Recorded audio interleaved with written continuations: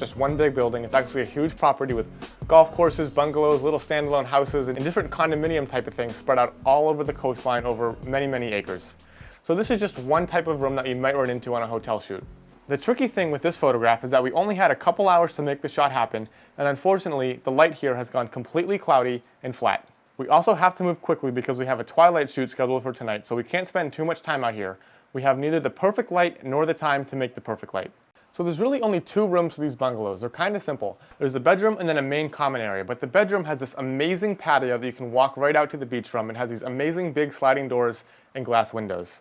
I wanted to show the relation between the bungalow bedroom and the patio and how easy it would be to walk in and out. I also love the amazing quality of soft light that filters in through here.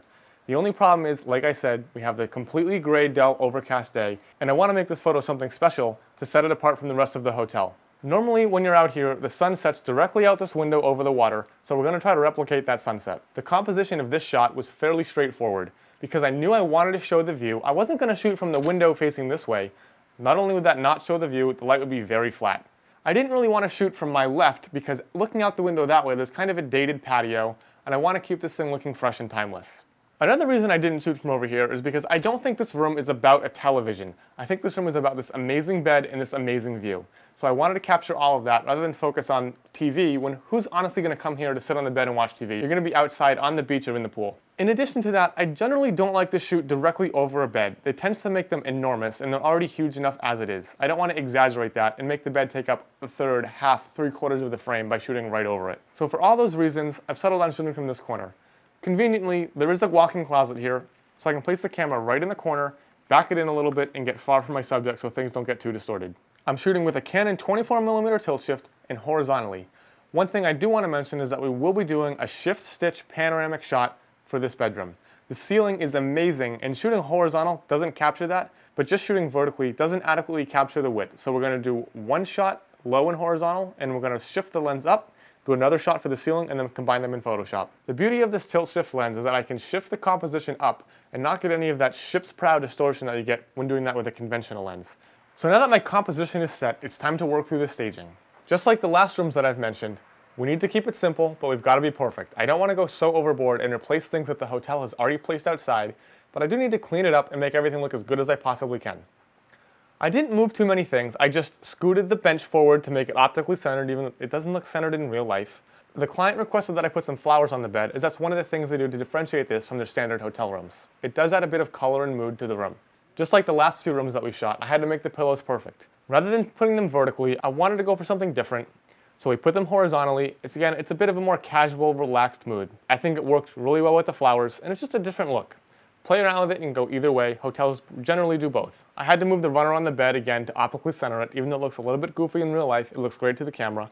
And I shuffled in some of those lights just a little bit so that they weren't hugging the edge of the frame. Lastly, I moved the chair in the right-hand corner a little bit closer so we can tell what it is. But before I moved it, it was just an empty ottoman with nothing attached to it. Right before I shot, I noticed there were a few cables on the left-hand side that were a bit distracting. Rather than have to Photoshop them out entirely after the fact, I grabbed an A-clamp and clamped those cables to the side of the table so that they would be more hidden. Another thing that I did was I opened the doors all the way. I want to give the impression that this is a real indoor-outdoor space, and opening those doors is going to drive that point home. Now that we've got the doors open, I've got to stage the exterior. This again was very minimal. There was a cover on that patio chair, I pulled it off, and I kind of tweaked that chair to line up perfectly, and then I added a little drink set next to the table. Again, this is going to make it feel a bit more inviting, a bit more lived in than just an empty patio. Alright, so I'm looking at the scene, and before I start lighting, there's one thing that's really bugging me. Coming in the window, there's a reflection of the sky in the mirror over here, and that reflection is actually lighting up the bed, putting this one really bizarre hotspot on there. So what I'm going to do is I'm going to grab some black cloth, I'm going to black out that mirror, kill that reflection, and make the bed look a lot more uniform and clean. Now that we've got everything staged, let's take a test shot and see what we're up against. So as you can see from this photograph, I really like the composition and the staging, but I think the light really has got to be fixed. So my vision for this finished image is a warm sunset shot with that sunset light streaming in. Even though we are nowhere near that time of day, I gotta fake this. So what I know is that I'm gonna have warm light coming in. So I'm gonna guess that all my lights are gonna have some form of CTO gels on them. Whether it's quarter, half, or full, I'm not quite sure yet. The first place I'm gonna start is obviously with the interior. That's going to be where most of our energy is focused with the lighting. In the image I have in my head, the interior is filled with soft, warm light, and the predominant light source is actually going to be outside. So all I want is a little bit of warm fill for the interior. As you've seen throughout this tutorial, one of my favorite ways to add soft fill is to bounce a light into the ceiling. In this case, we have nice angled ceilings which are going to bounce light pretty evenly throughout the room.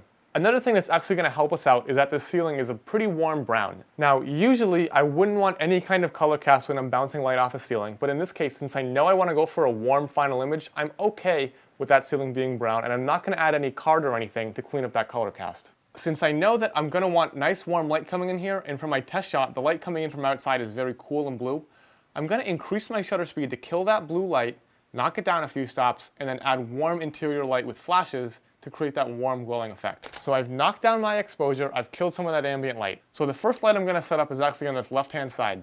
As you can see now, that fill light on the left-hand side is a bit too blue still, so I'm going to warm it up. I'm going to add a half CTO, which again should help out with giving that warm sunset effect that I'm going for. Now, I still think the room is too dark, so what I'm going to do is I'm going to add another fill light, this time on the right-hand side, again bounced into the ceiling, and I know it's going to have half a CTO gel on it to warm up that light, again, to give credence to that warm sunset light effect that I'm going for. Both of these lights are set to about 6 or 7 power out of a total of 10. I don't need full blast, I just want a little bit of fill. Again, I know that my predominant light source is going to be coming from the exterior. Now that my interior is looking good, you might be wondering if I'm going to or why I have not closed those sliding doors to block all that light. And the answer is because I know I'm going to be adding flashes outside to replicate the sun, I don't want to close those. I obviously want to let the light that I'm going to add come through that window and fill this room with beams of light. Now if you look at what we have so far, we've got some nice okay warm light on the interior. It's still a bit blue, but we don't really have any real directional light coming into the shot. Again, I want light coming towards the camera to add texture and depth. Now if you've been looking at all these shots, you'll notice there's a predominantly soft light source coming directly in the door, almost from camera right, filling this room. What I'm going to do is I'm going to put a big umbrella out there that's going to replicate that soft light source. But in order to kill that blue cast, I'm going to add a full CTO gel, and I'm going to just blast warm, soft light into this room through the window. That's going to keep it looking natural. So the shot is looking pretty good, but there's one more thing that I've got to do. I need to fake the sunset. I know that the sun sets right out this window, and I know when that sun sets, there's going to be beautiful, directional, warm, golden light coming right at the camera. So what I'm going to do is I'm actually going to put a light out there. I'm going to put a B1 out the window with a full cut of CTO in full view of the camera, and I'm just going to blast it right at the camera. Because I want the sun to be the strongest point of light in this image, I've got that light on full power and everything else dialed down a little bit. This is going to give us strong shadows and strong directional light as if it were the sun. And because it's going to blow out a little bit, there's going to be a nice halo. It's actually going to look just like the sun would. Now let's take a moment and talk about the placement of that sunlight. I've kept it at a realistic angle. I wanted it a little bit above the horizon, which is set by the ocean out there, so I had my assistant raise it to just the perfect height. As you can see, it looks like it's about 2 or 3 feet above the horizon, which is exactly where you would expect the sun to be at that later time of day. The only little problem here is that I see some of that light stand. That's an easy fix in Photoshop. We can clone it right out. Another thing to keep in mind is that if I went a little bit further left with it, it would be blocked by the sliding door. So I wanted to keep it right. I wanted to keep it right on that edge, like it was just kind of sneaking into the room. That'll give us a nice dark shadow on the left-hand side and that beautiful sunlight streaming right in. If I were to put this light further to the right, there would be almost no definition, no shadow. So many architectural photographers are deathly afraid of shadow, and shadow is an amazing thing. It gives texture, it gives contour, it gives mood and feeling. So do not be afraid of shadow, embrace shadow. Alright guys, so I'm really liking how this looks. There's only a couple things left to do. I'm going to bracket with my ambient exposures, again to capture a wide range between highlight and shadow. And then I'm going to shift the lens up and capture the ceiling so we can extend the canvas in Photoshop and get all of that ceiling in our final image. So the big takeaway here is that just because you have to shoot at a crappy time of day does not mean that you have to have crappy light. You can create amazing light at any time of day if you have all these tools in your bag. So let's take all these pieces into Photoshop and put together what I hope is going to be an awesome shot.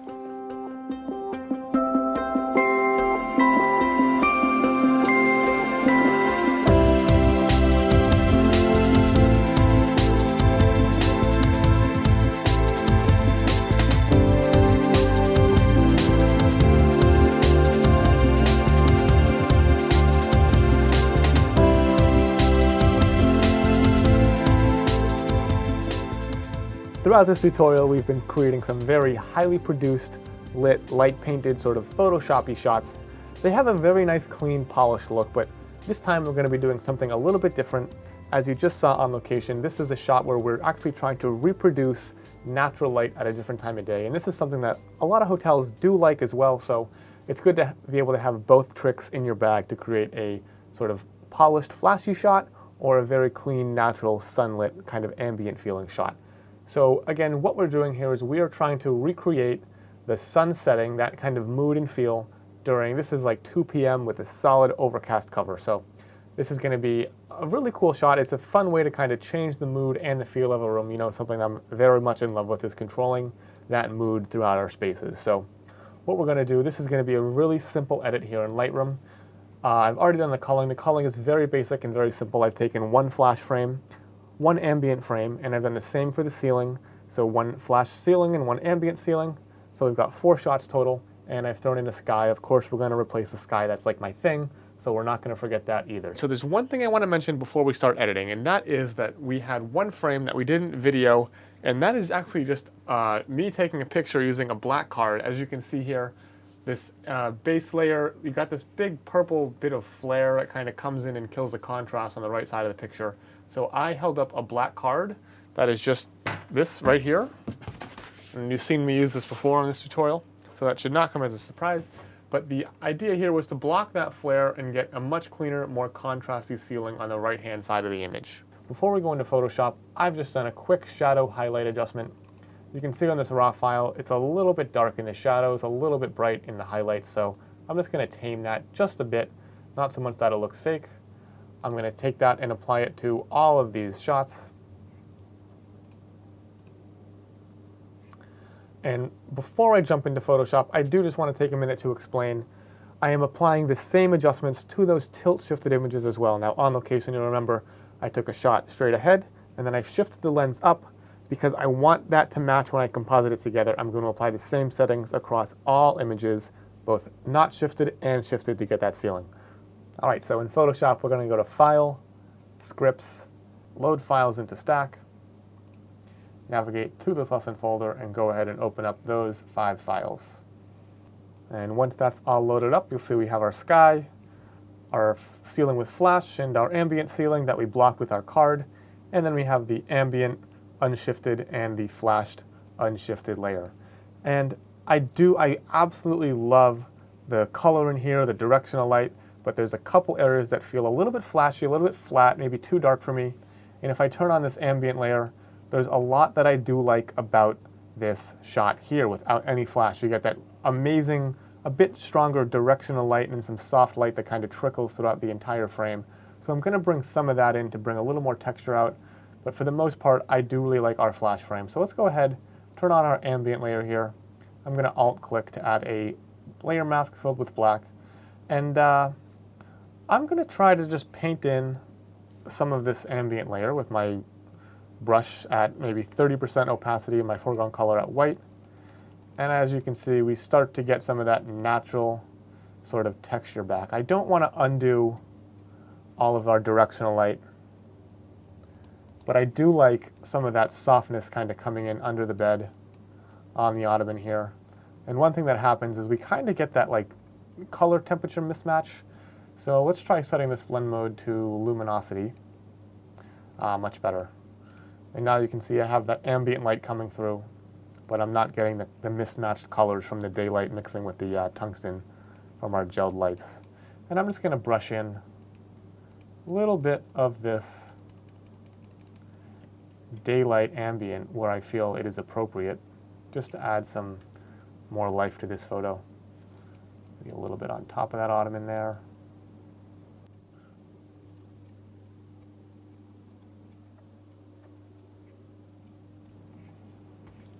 And I'm thinking, let's see.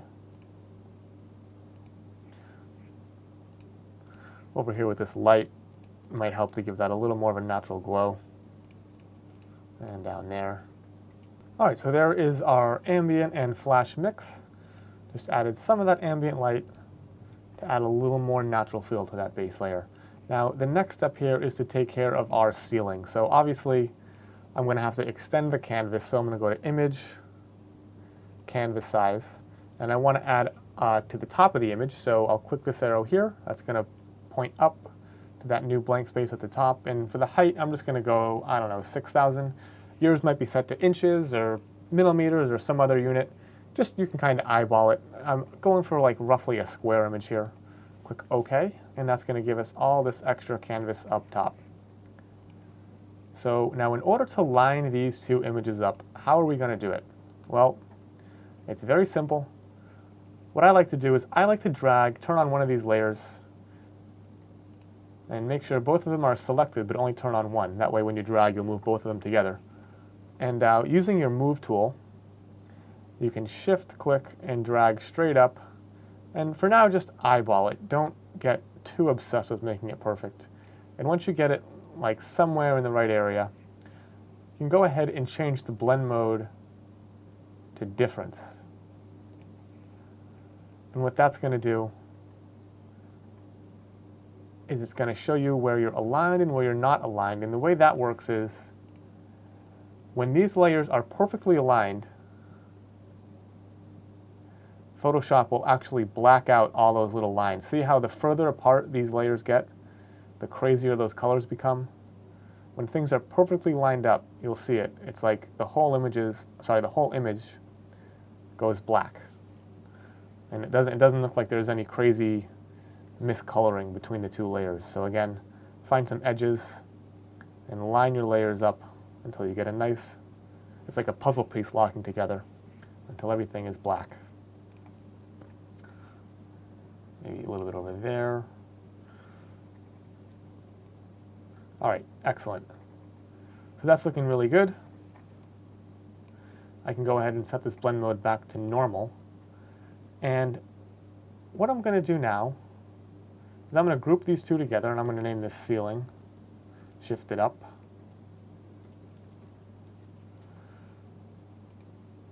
I'm going to add a mask here on layer 2. I'm going to take a black brush, and you can see where this transition is not so natural, right? I'm just going to paint that out with a big, soft black brush. And if you go too far, you'll see you'll get that line from the underlying layer.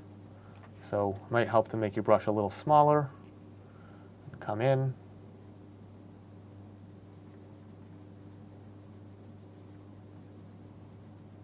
And one thing you'll notice is once you start to get close to the window, you get this purple haze from that bright exterior, which is why I have layer number 3 down here, which we can drag on top of layer number 2. We're going to turn that on, and that gets rid of that haze. So I'll Alt-click, and again, using a white brush this time, just paint in some of that non-hazy ceiling. Make sure you don't go too far. Keep your opacity at like 30%. Brush out any remnants of that card down there. And you can blend these together until you think things look good.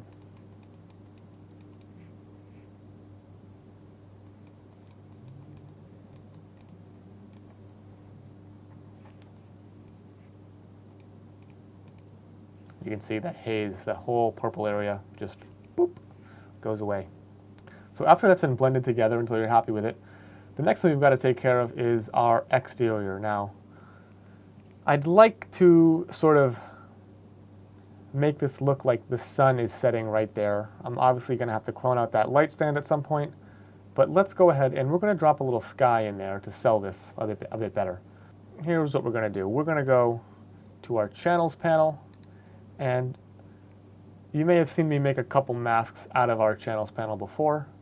What we're going to do is we're going to find one of these channels where that exterior is almost completely white and the interior is almost completely black. That looks pretty good. So I'll go with the, you can see the difference in contrast here. The red channel doesn't have too much contrast, neither does the green, but the blue channel definitely has the most, especially in that whole bush area. So I'm going to Alt-click on, I'm going to turn that channel into a selection. I'm going to duplicate this blue layer, and I'm going to hit Command-M to add a curves adjustment to that channel.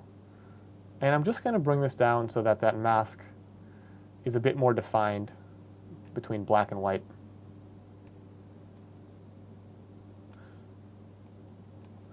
I'm going to click OK. And I'm going to command click on that to activate that mask. I'm going to go back to our main image here, back to our layers panel. I'm going to create a new group. I'm going to call it Sky, and I'm going to apply this mask to this group. So I'll go ahead and click Add Layer Mask, and what we're going to get is something that looks a bit like this. Now obviously I want to black out all of this sort of mushy white stuff in here so that when we replace our sky, it doesn't show up inside of those windows.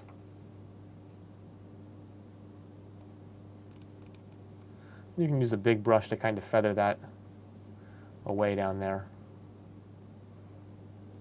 I'm just going to go right down here to cover all those guys up.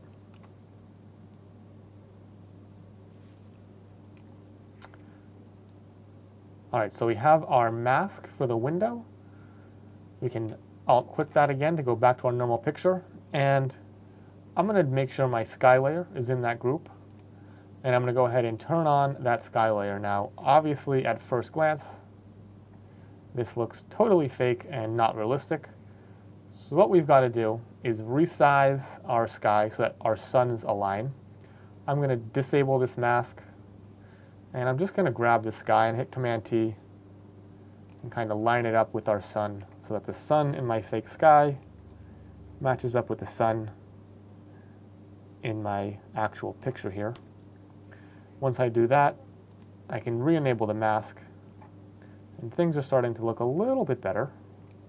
But now I want to make sure that this blends a bit more seamlessly, because this definitely still looks a bit fake, even from back here. We should just barely get some of that cloud detail. So I'm gonna play with this a little bit more, keep resizing it until I'm happy with it. Maybe bring some of those clouds down a little bit. Turn that mask back on. I'm gonna play with the blend modes. I can try, let's try multiply. Ooh, look how much better that made our mask, right? I switched that mode back to normal. It's kind of like questionable around the trees, but if I go to multiply, boom, that cleans it right up. We have a perfect sky mask. I'm gonna just I feel like it's a little muddy down in the water, so I'm gonna paint some of that out as well. Go to 30% opacity, nice soft brush, and just blend it out of there. Anywhere it might run over.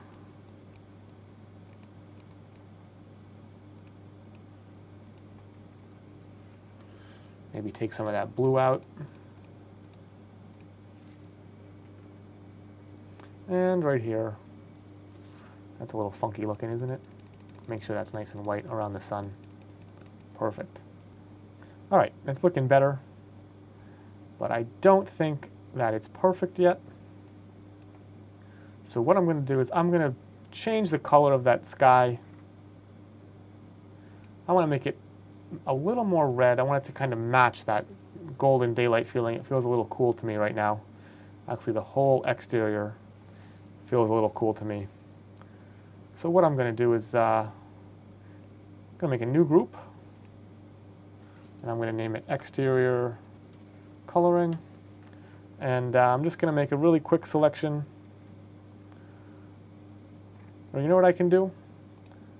I can go borrow this channels mask from the blue copy down here. I'm going to Command or Control click to activate it, and I'm going to apply that channel mask to that group. And within that group, I'm going to add a curves layer. And I'm just going to bump up the reds a little bit in here, mostly in the highlights, so it feels a bit more sunsetty.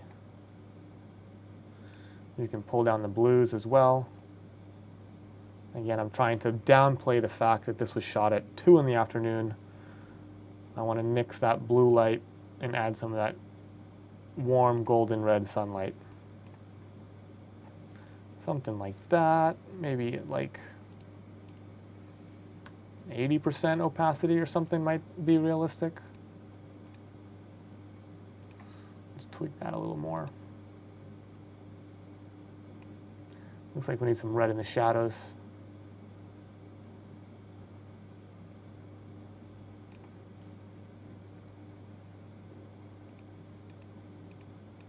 Yeah, that's nice. That warms it up nicely. And I'm going to do the same thing on this mask. I'm going to Alt-click. And I'm just going to paint it out where I don't really want it, like on the interior mostly.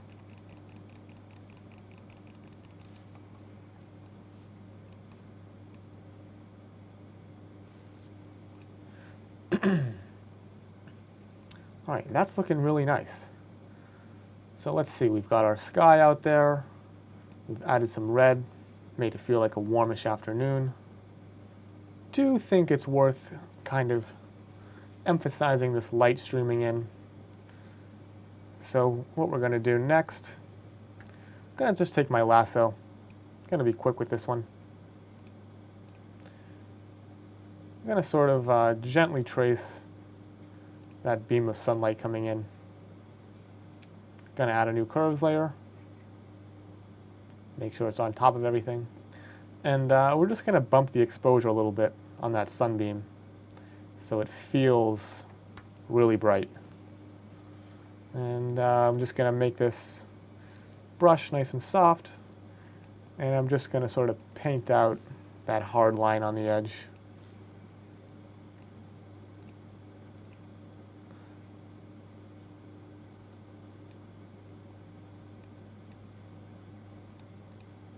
There we go. Now it feels like that sun is really ripping in here. All right, I think this image is looking really good at this point. The last thing I want to do is go in here with the frequency separation technique and just sort of clean this image up. Some wrinkles in the bed, some footprints on the floor, stuff like that. So I'm going to Command-Alt-Shift-E or Control-Alt-Shift-E to flatten all to a new layer. Name the top one texture and the bottom one color. I'm going to go ahead and blur this color layer. Somewhere between 10 and 20 pixels will do. And on the texture layer, I'm going to go to Image, Apply Image, and make sure I'm applying it to the color layer. Click OK, and change the blend mode to linear light. Okay, so I just made my frequency separation group. I'm not going to make you watch me do this. I do it throughout the tutorial. So we're just going to speed it up, but what I'm doing is just things I'm going to do in general in a hotel room, like remove wrinkles from the bed and little imperfections from the floor and stuff like that. Nothing you haven't seen before, so we're going to go ahead and speed this up while I do that.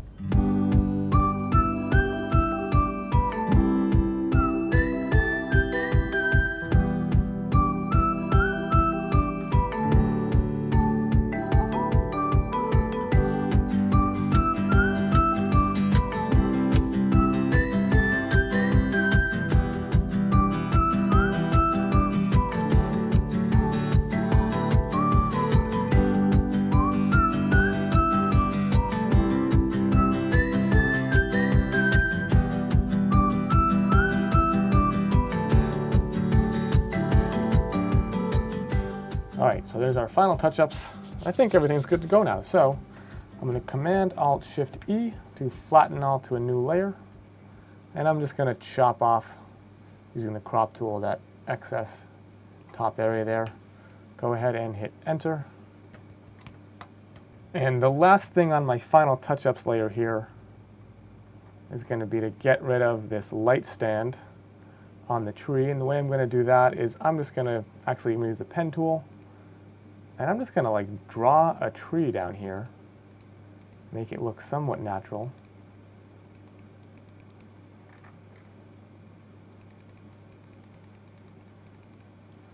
Go right into those bushes.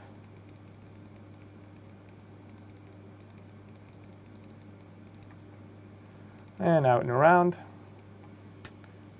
And now it's just a matter of cloning out that stand. You can grab some of this tree and clone to your heart's content.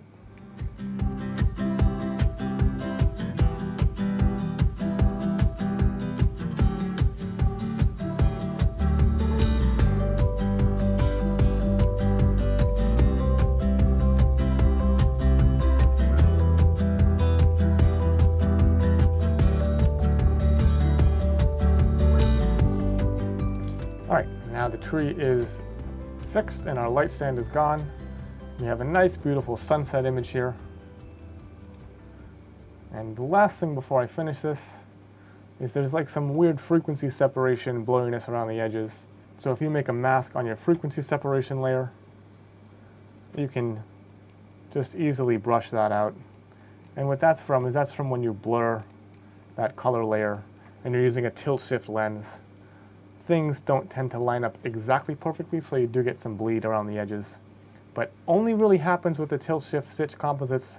Kind of weird, I don't know why, but it is an easy fix. So let's Command Alt Shift E to flatten all to a new layer. Drag out some ruler lines and make sure everything is nice and straight. And if anything's not perfect, we'll skew it out just a little bit.